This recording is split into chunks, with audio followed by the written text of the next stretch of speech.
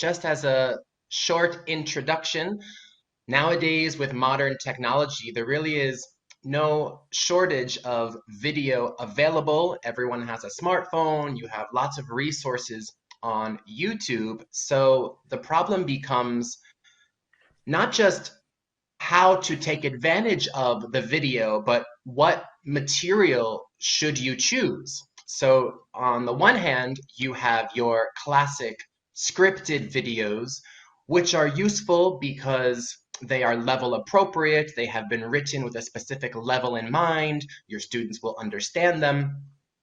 And on the other end of the spectrum, you have videos that you could get off of YouTube, sort of more authentic native speaking videos, news stories, and the advantage of those videos are that it's authentic, natural English that your students have to really focus on and listen, and perhaps maybe it's a challenge for them.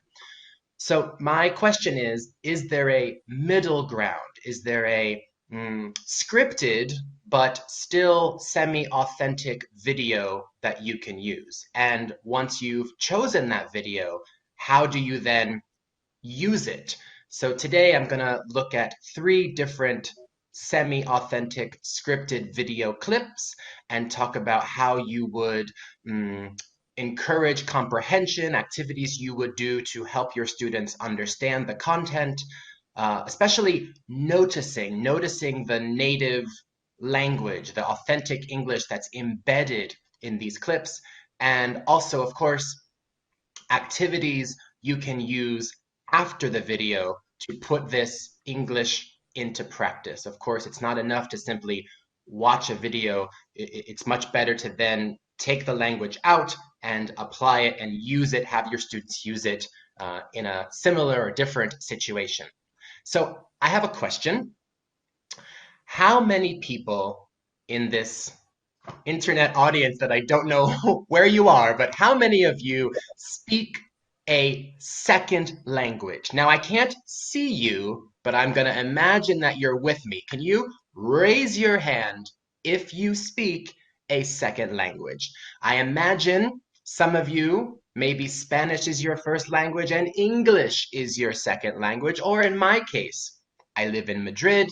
I've lived here for 17 years. Spanish is my second language. Louise, you speak Spanish and Catalan? I speak Spanish, Catalan, French, and Gaelic. I'm from Wow, Ireland. okay, Well, so Gaelic is with a bit rusty. please, Louise, speak some Gaelic. No, I'm just joking. Oh, awesome. So my question is, if English is your second language, how good is your English? How well do you speak? If English is your first language, then apply this to your second language. How is your level of, in my case, Spanish? I would say my Spanish is good. Yeah. How Mm. do you know? How can you test whether your English or second language is good? Of course, you can take an exam. I don't mean that. How do you know that your English is good speaking, conversation? So I propose that your English, you have a decent level of a foreign language when you can have a conversation with certain people in your daily life. And for this example, I've chosen a taxi driver, a fruit vendor, someone who works in a market, and a call center operator. It could be customer service, a mobile phone company.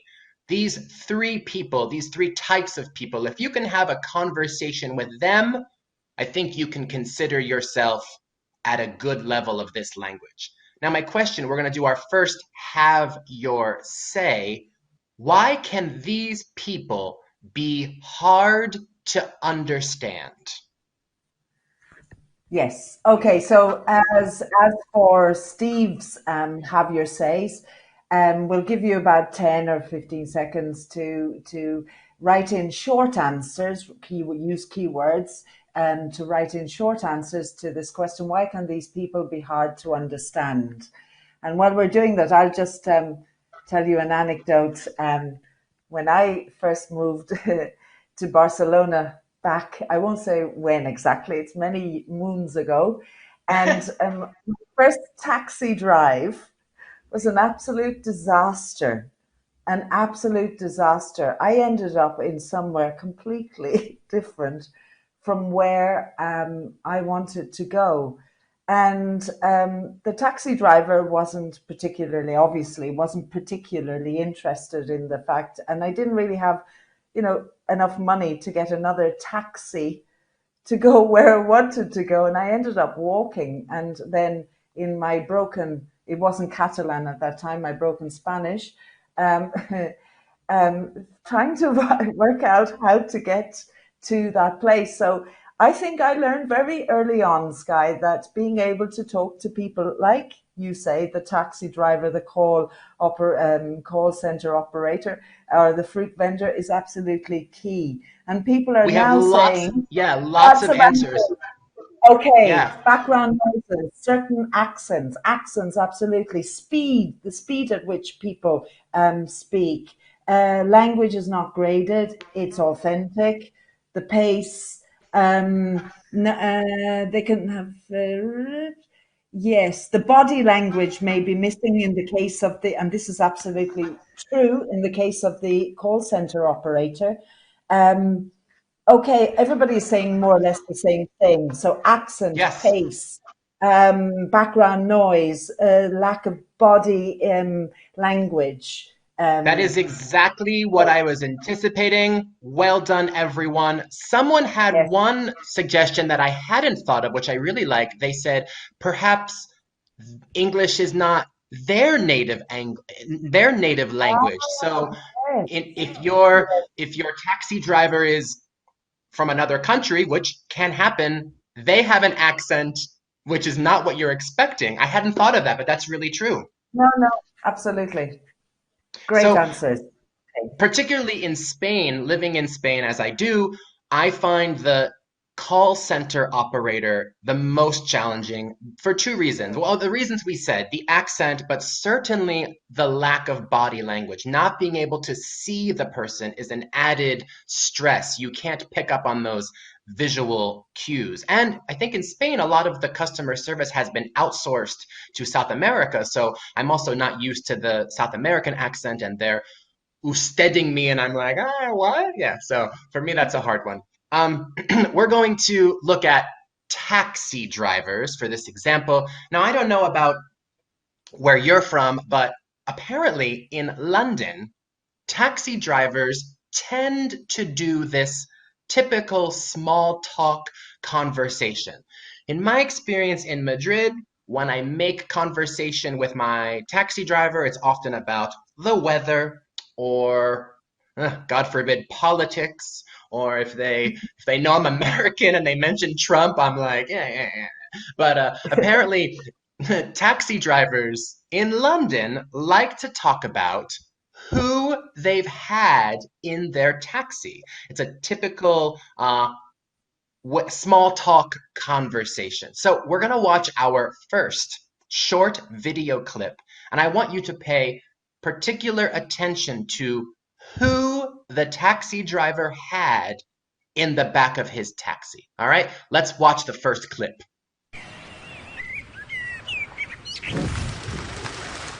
Jack? Zach. Oh, whatever. Jump in the back, Jack.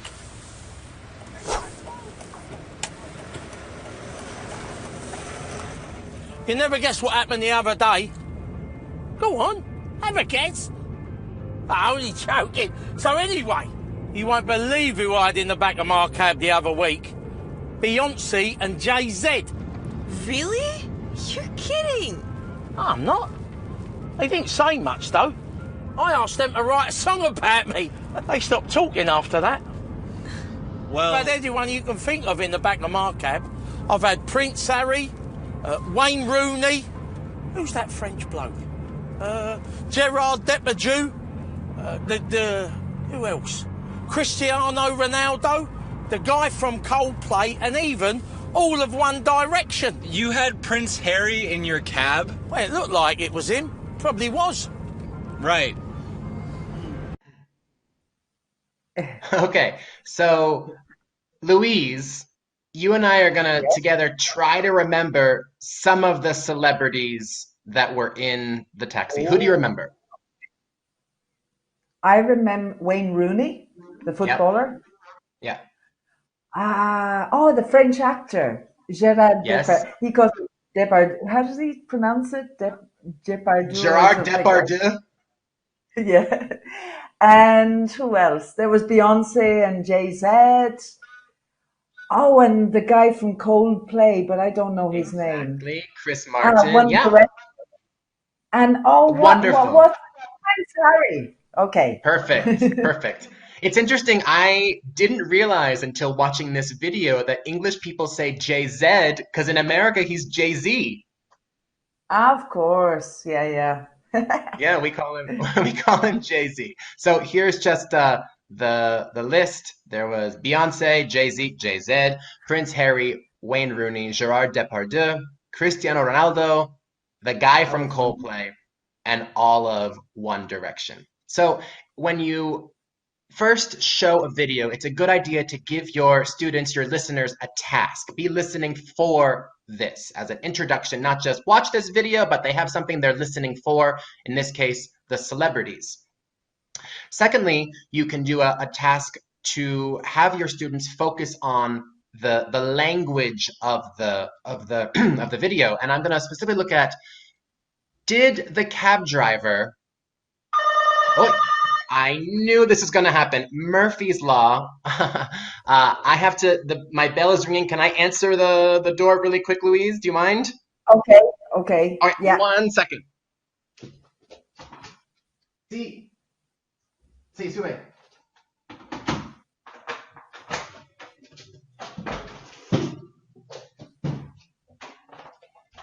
Okay. So Okay, I'm this is back. real authentic language Real use. life. It is Murphy's That's Law correct. that I'm here all day, and they ring the bell right now. So, No problem. the language I want to focus on is, does the cab driver get his name right? No. He says Jack, Zach, whatever. This expression, whatever, shows that the cab driver really doesn't care what his name is. It's short for whatever your name is. So this one word, whatever, is an example of the natural sounding English that we're trying to focus on. So now we're going to look at some other examples. I want you to be listening for natural sounding English, okay? Let's watch the video again.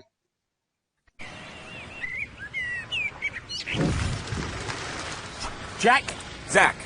Oh, whatever. Jump in the back, Jack.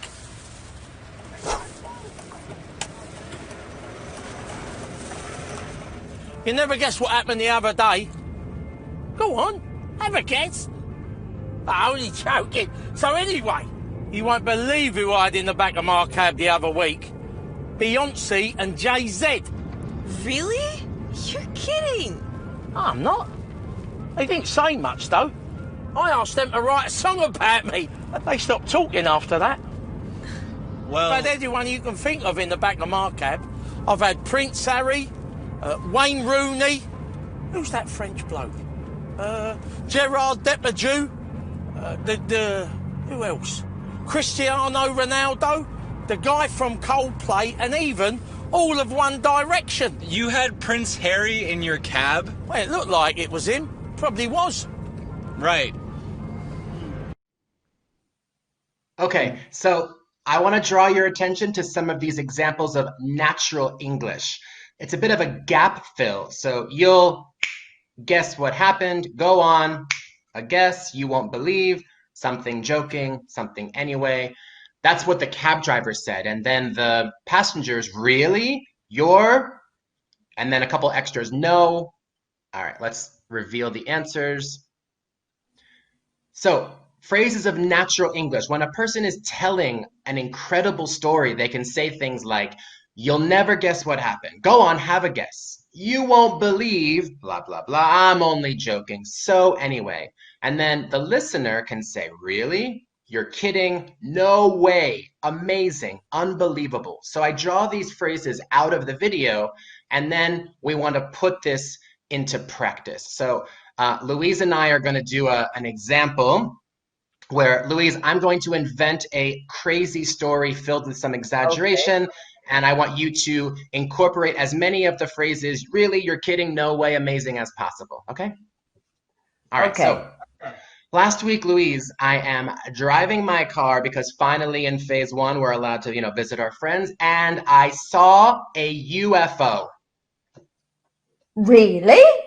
Yes, it was incredible. No So, way. yes, aliens You're came kidding. out of the UFO and wanted to talk to me. You're kidding. No No, and way. yes, one of the aliens looked just like my mother. No, I'm only What do you joking. No, mean? That's not possible. No way. no, You're seriously. And crazy. then I woke up 5 hours later in my bed. I think I was dreaming. Come on. You're just pulling my leg.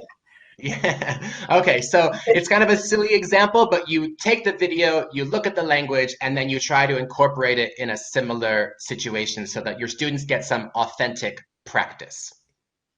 So the next video we're going to look at is dealing with how to describe an object when you either don't know or have forgotten the name of it. This often happens in a second language where you need to describe what it is because you don't know the name. So just, if you can, everyone in their house, I can't really see you, but I would like you to practice. Choose one of these pictures and try to describe it. What language would you use to describe one of these objects?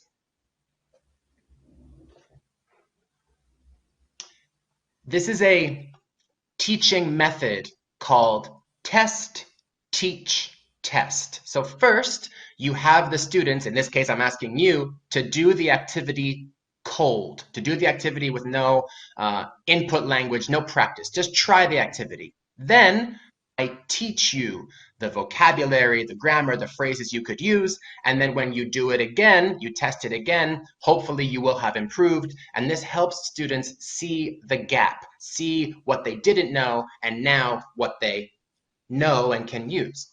Just to help your vocabulary, the first picture is a shin pad, the second picture is a roof rack, then we have a watering can and a plant.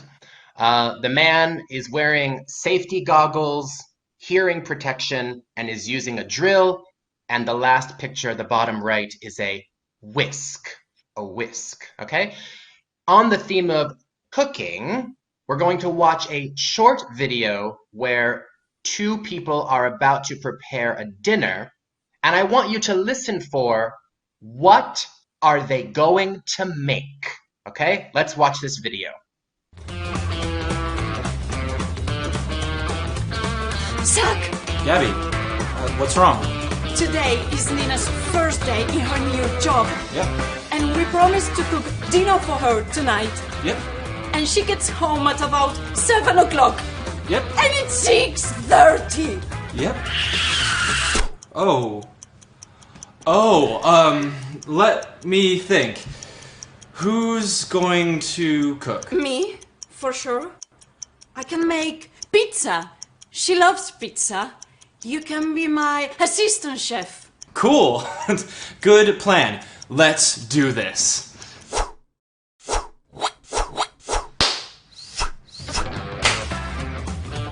You don't need those.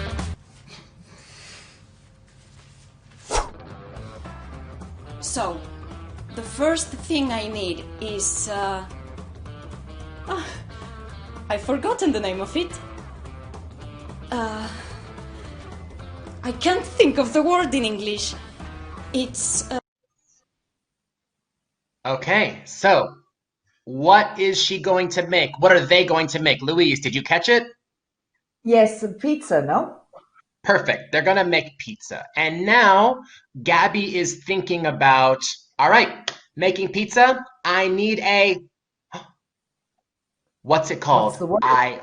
Right. So have your say. This shouldn't take very long. What do you think Gabby needs? The clue is they're making pizza. Okay, so let's have a chance to see. Yes. So again, just short answers, keywords. What do you think she needs? So it might be food, mightn't it? Or it might be some kind of utensil. Exactly. It would be Okay. interesting to So, see. Yeah. oh, flour.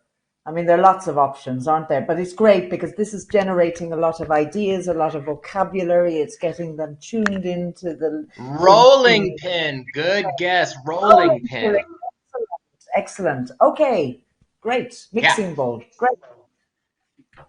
The truth is, no one said the right answer. It's going to be a surprise. But before we watch the second part of the video, I would like to point out an activity that you can do with your students. So we've already done I ask a question, listen for, in this case, what are they going to make? They watch the video. Another activity you can do is you print out some of the key phrases and do a gap fill. So while your students are watching the video, they will be filling in these words as they watch the video or immediately afterwards. So here are the expressions that I'm going to ask you to fill in, or in this case, listen for when we watch the second part.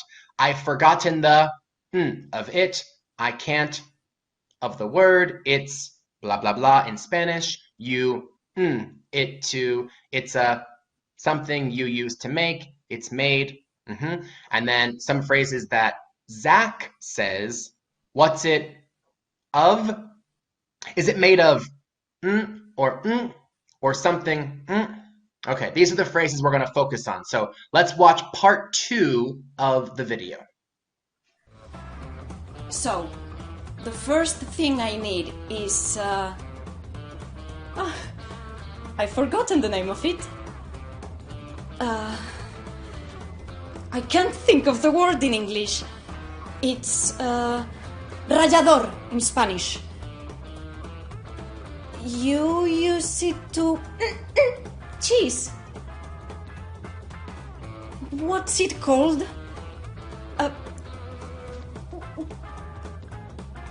You know, un rallador.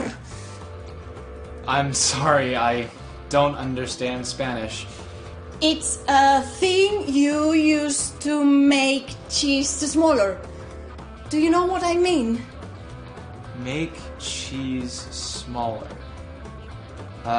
What's it made of? What? I mean, is it made of plastic or metal or something else? Yes, it's made of metal, yes. A knife? No, not a knife.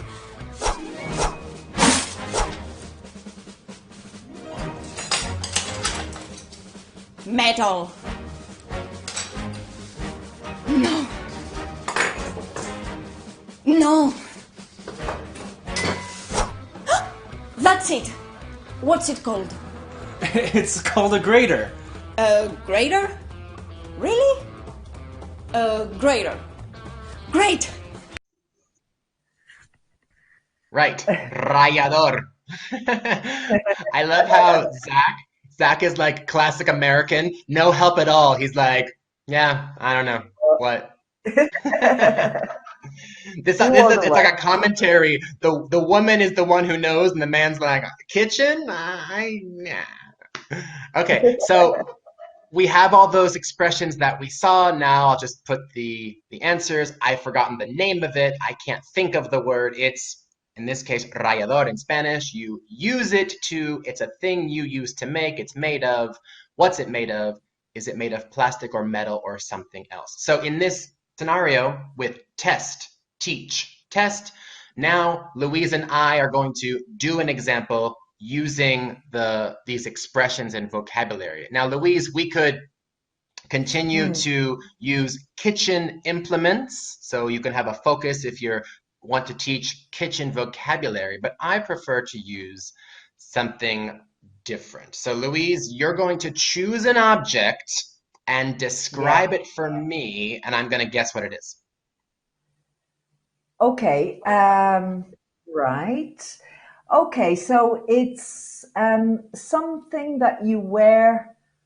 Well, you don't wear freely on your hands. They are put on your hands. It's made of metal, and Okay. it's made to stop you from moving and getting away. And normally it I happens. think I've got it. I think I've got it.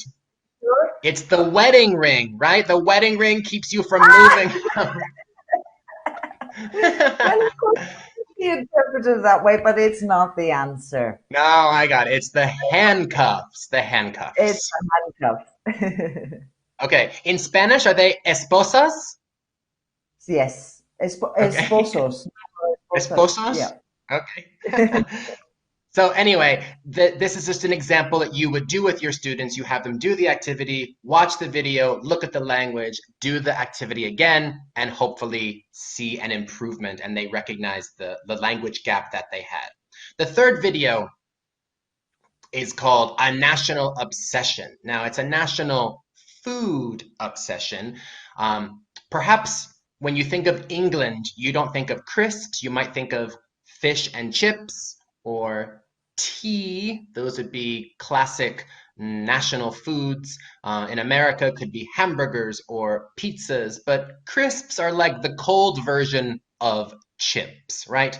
Now, if I was in a classroom and we were face to face, I would like to introduce this video by sharing some crisps with you. I think an authentic experience would be to actually eat some crisps.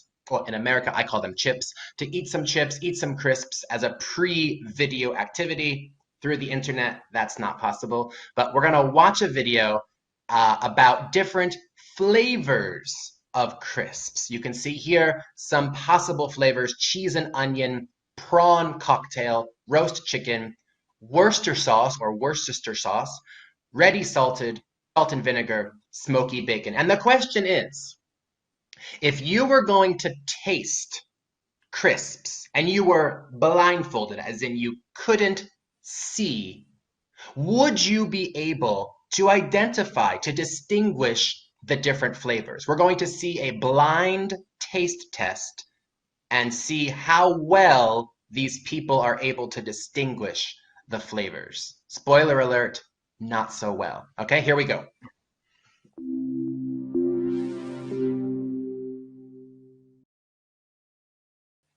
Okay, so you can see the different flavors. I like, Louise, how they had a mix of Americans and British people, Yeah, because the American, gross! It's like a very American expression. absolutely. Yeah, And there an was a English person would say, non-native. disgusting. There was a Say non-native again? speaker. Well, there was a non-native speaker who spent many, many years, I think, in the UK. But yeah, it was quite funny. His comments were quite funny as well.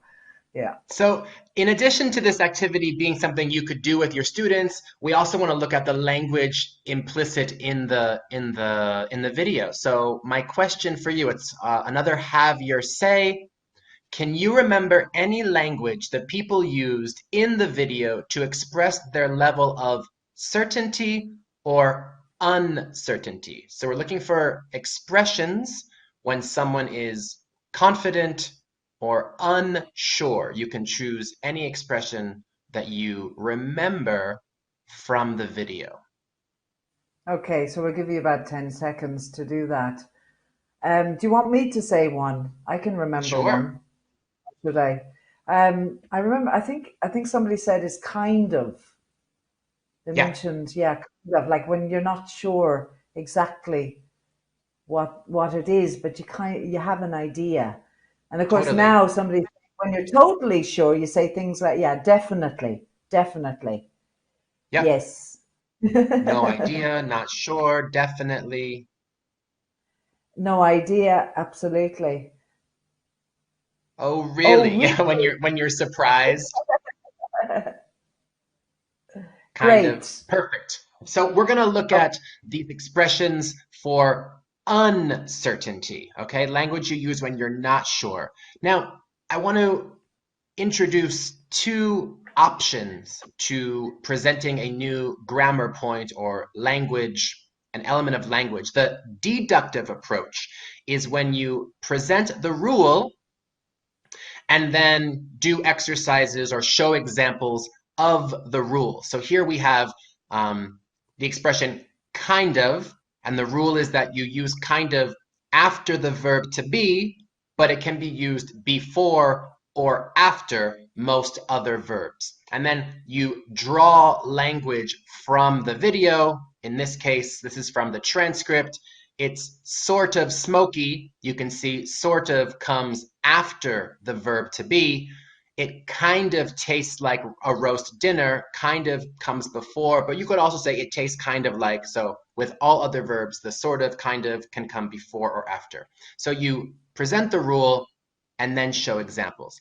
The other approach, the other way to teach this is the inductive approach, where students discover the rule based on the examples. So in this case, I would show the video, have students look at the transcript and underline or highlight in red the language the participants used when they were more unsure, and underline in green the language people use when they are more sure, when they're more confident. And then you specifically look at the language used and ask your students, well, what do you think the rule is? Can they discover the rule based on the evidence? So two different ways to present information. The point being, this is the language we want to work on, sort of, kind of, like.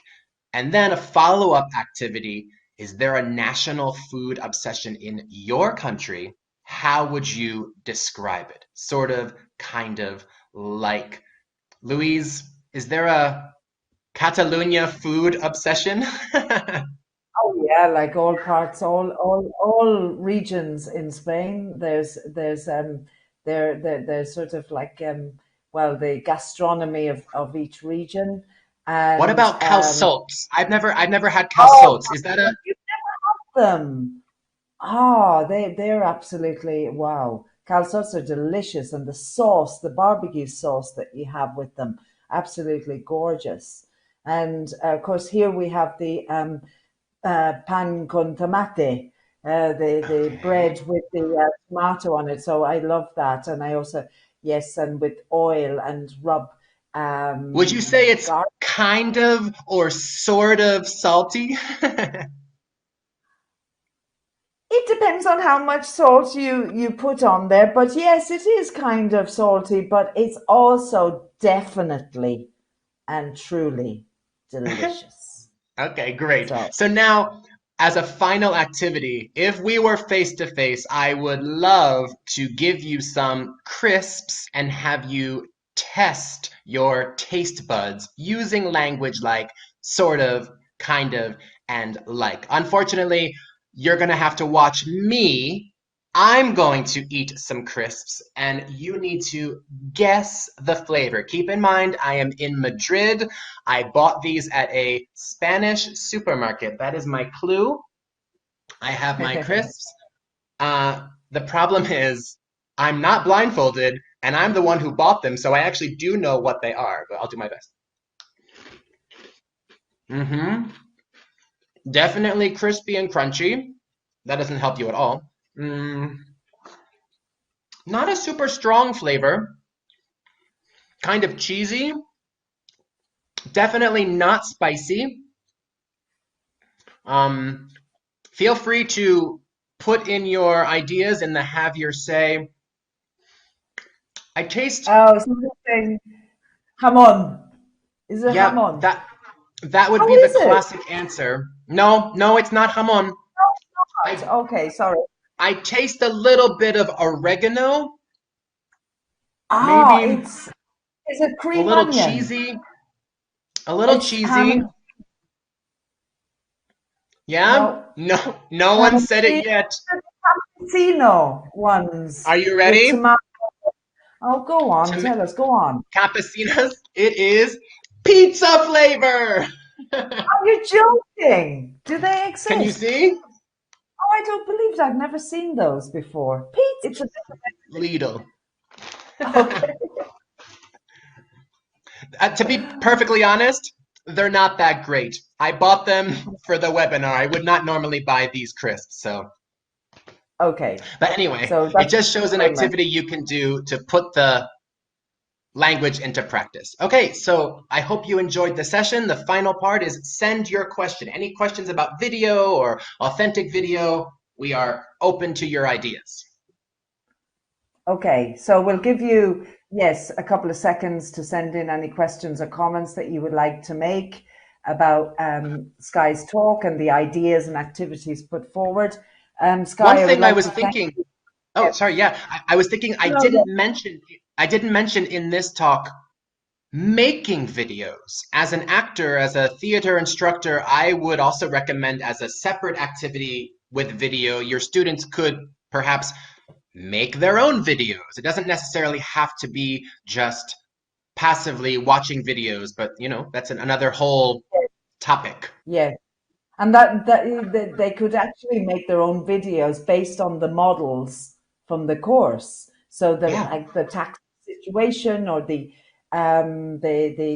cooking situation, you're cooking with somebody else and you're in a bit of you're a bit stressed and you can't imagine, you can't think of the word and you're asking for, so it's a perfect context, a real authentic context within which to use this language. Yes, people are saying basically, thank you, Sky, for the great ideas, the lovely, good ideas. Thanks, thanks. It was fun, Sky. Thanks, kiddo. Uh, and I'm just checking to see enjoyable Here's talk. one. Okay. Time limit. Yes, Yeah, it goes, well, actually, the last video was a little bit longer, but the first video was only 1 minute long. It's amazing how much you can pull out, how much you can take advantage, how much you can use in a very short clip. So I would say 1 minute, 2 minutes is enough. max. More than 5 minutes nowadays, people, their attention span, you might lose people. So even a 30-second or a 1 minute clip provides a lot of material. Absolutely. I mean, there's a load of material there in terms of the content, the ideas, the language, just from that short script. And yes, the videos from Sky's talk are scripted, but they're in an authentic context. They're from our new course for adults called Macmillan English Hub. So yeah, everybody's saying thank you. So well done, Sky. Thank you so much for those ideas. It's been a real pleasure. It's You're been welcome. really practical, I think, with an immediate application for the classroom for teaching adults. And I think it will help to, using videos like these will greatly help to lift all the language and the content off the page. So thank you very much. And You're thank you welcome. to everybody for joining us here this morning.